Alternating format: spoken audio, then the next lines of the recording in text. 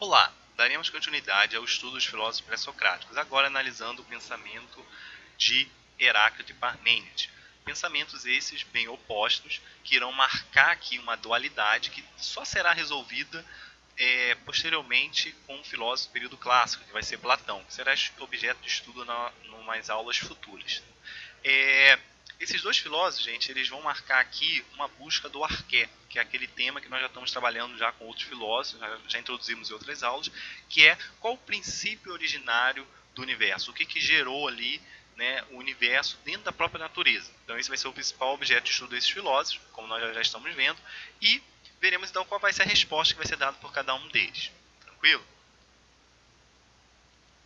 Coloco aqui um mapa, né, introdutório que nós já vimos. Nós já analisamos o pensamento de Tales, Anaximandro e Anaximenes, que constituem a escola dos Milésios, né, ou a escola jônica aqui na cidade de Mileto. Agora nós iremos nos ater aqui ao pensamento de Heráclito, de Éfeso, e Parmênides, que fica em Eleia, tá? Na famosa escola eleática. Tem também aqui Zenão, depois nós iremos falar aqui brevemente numa outra aula sobre Zenão, tá? Mas o nosso foco aqui vai ser então Parmênides e Heráclito. Percebam que tudo isso aqui que está de laranja, né, são a Grécia aqui nesse período do século 6 a.C., tá? Século 6, século V, mais ou menos, que é quando esses filósofos aqui vão estar vivendo. A estrutura que eu fizer aqui para o Heráclito vai ser a mesma que eu vou utilizar para o Parmênides. Vou colocar primeiramente um slide com a imagem, uma breve contextualização histórica, e depois um slide, uma síntese do pensamento desses filósofos que eu desenvolvi aqui. Tudo bem? Heráclito, então, vive no período de 535 a 435 a.C., coloca aqui destaque para a palavra fogo e devir. Fogo porque vai ser o arqué, né? Vai ser a síntese do pensamento aqui do elemento originário, né, para Heráclito. E o devir por causa da mutabilidade, porque Heráclito irá perceber as constantes transformações, né, que ocorrem, né, através dos sentidos, e vai colocar então a ideia de que o ser é na verdade um vir a ser. Vocês vão entender isso melhor no próximo slide. Então, brevemente aqui, uma contextualização histórica. Heráclito ele vai nascer no seio da nobreza governante de Éfeso, ou seja, ele era de uma família nobre, tinha sangue azul, né? Também conhecido como obscuro, desenvolveu um pensamento assistemático e polêmico. Escreveu sobre a forma de aforismos, isto é, frases curtas e marcantes, muitas vezes de sentido simbólico. Dou destaque aqui para a palavra aforismo, porque, ao contrário dos filósofos que vão vir posteriormente, no período clássico, que vão ter uma forma de escrita mais. Uma forma de escrita, como eu poderia dizer, que é mais aquela discursiva, né? A palavra seria mais discursiva. Tá? Uma forma de escrita onde você estende um pensamento, detalhando aquele pensamento ali. Tá? Isso vai ser mais comum nos filósofos clássicos. Nesse período aqui, os filósofos escrevem de uma forma que se assemelha muito com poemas, com versos, com o uso de estrofes. É uma linguagem muitas vezes também carregada de simbolismo, metáforas, apresenta muitos elementos míticos também, tá? Ainda na forma de construção, apesar de que agora eles estão se preocupando em buscar suas respostas não no elemento sobrenatural, mas sim no elemento natural. Só que ainda há uma certa forma de escrita que ainda está muito carregada com a construção mítica ainda, na sua forma de demonstrar os seus argumentos, tudo bem? Mas, então, qual seria, então, a síntese aqui do pensamento de Heráclito? Heráclito, gente, o que vai acontecer com ele? Ele vai observar que a realidade ela é sempre dinâmica e que a vida está em constante transformação. Isso os filósofos miletos também já haviam observado. Qual vai ser a principal diferença, então, do pensamento de Heráclito? É que, diferente, então, desses filósofos, ele vai buscar na mudança aquilo que permanece. Ou seja, ele vai concentrar sua reflexão sobre aquilo que muda. Então, concentra sua reflexão sobre o que muda. Ele vai entender que tudo flui, nada persiste nem permanece o mesmo. Gente, tem até uma frase dele famosa, que eu não coloquei aqui, mas que é a ideia de que o ser não é mais que o vir a ser. Lembra que eu falei com vocês, aqui, do devir, né, que o ser é sempre aquilo que vai vir, né, a ideia de transformação, a ideia de está mudando o tempo todo. Tem até uma frase aqui que vocês talvez já até conheçam, né, de que tu não podes descer 2 vezes no mesmo rio, porque novas águas correm sobre ti. Gente, a ideia aqui de Heráclito é o seguinte: se você entrar no rio, por exemplo, você entrou lá no rio, aí você está molhando seus pés, está tomando banho ali. Quando você sai do rio para a margem e volta, tanto você já é outro, você já mudou, quanto as águas também são outras. Ou seja, a ideia de que tudo está em constante transformação e que você também faz parte desse fluxo, né, desse processo de transformação. Então, se você pensar, quem era você há uns 10 anos atrás? Vocês têm aí mais ou menos 14, 15 anos.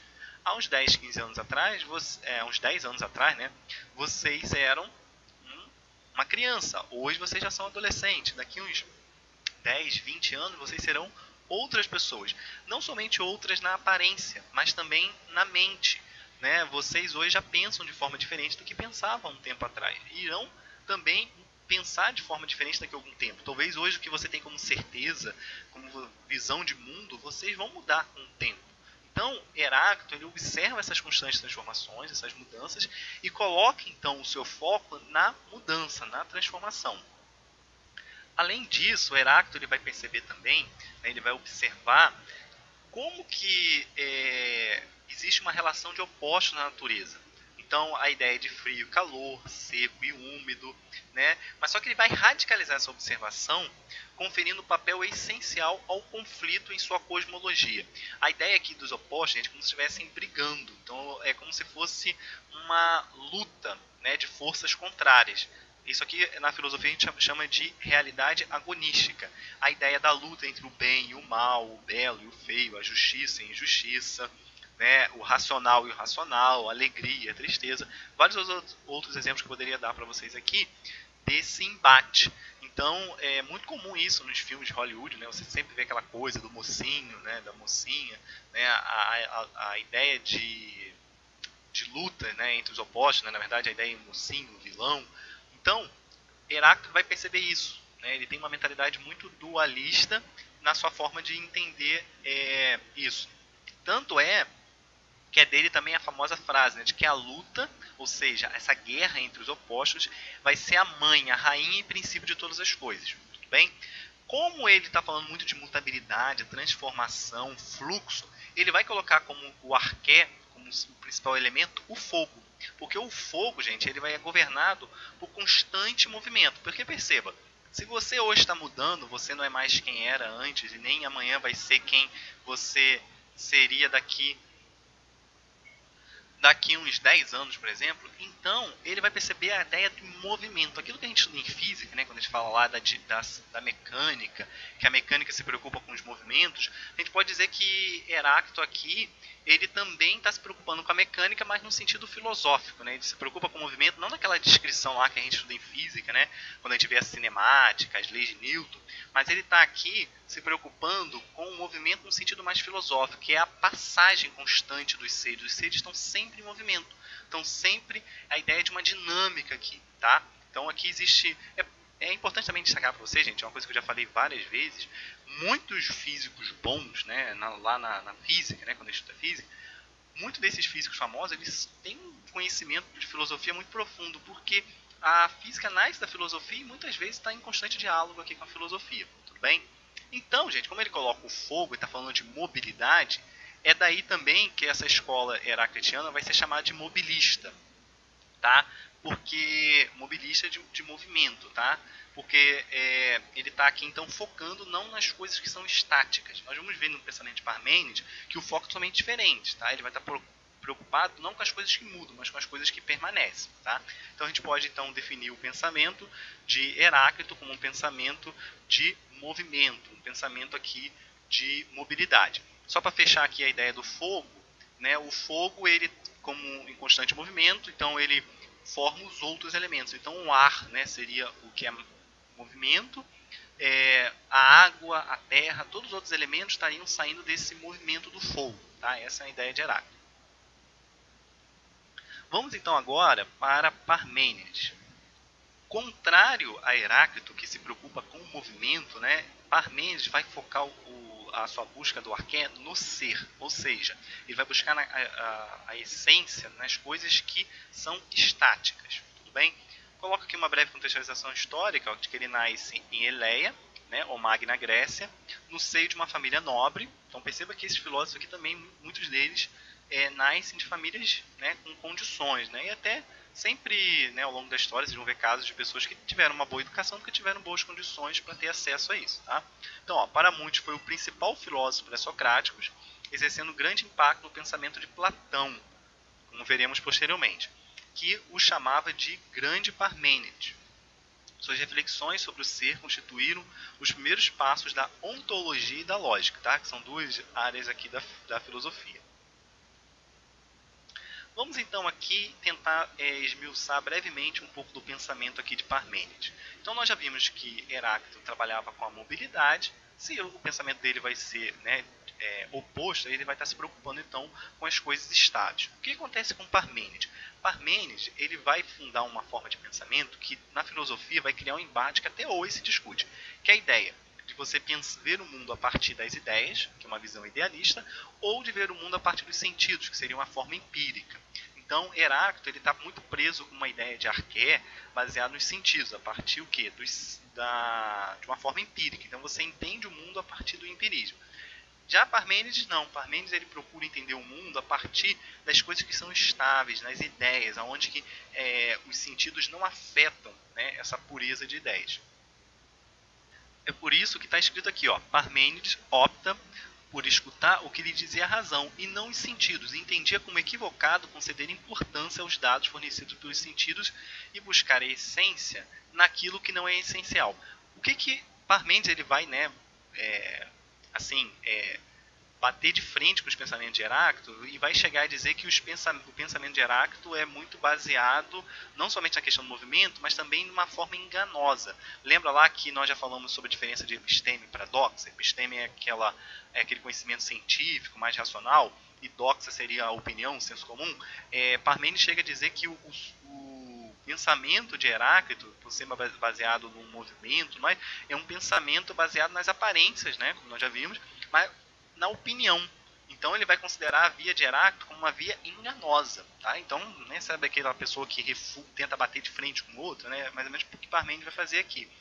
E é dele também, gente, a famosa frase, o ser é e o não ser não é. O que seria o ser? É aquilo que é eternamente, que é imutável, que é imóvel, né? A substância permanente das coisas. Dá um macetezinho para vocês gravarem, né? Associem Parmênides com permanência. Tá? Aí vocês vão associar o pensamento de Heráclito no sentido oposto. Né? Se Parmênides está focado no que é estático, permanente, então Heráclito foca naquilo que está mudando. Tranquilo? E o que seria o não ser? Né? O não ser aqui, né, é aquilo que não é. Ou seja, não tem ser e essência. É nada, não existe. O ser se identifica com a mudança.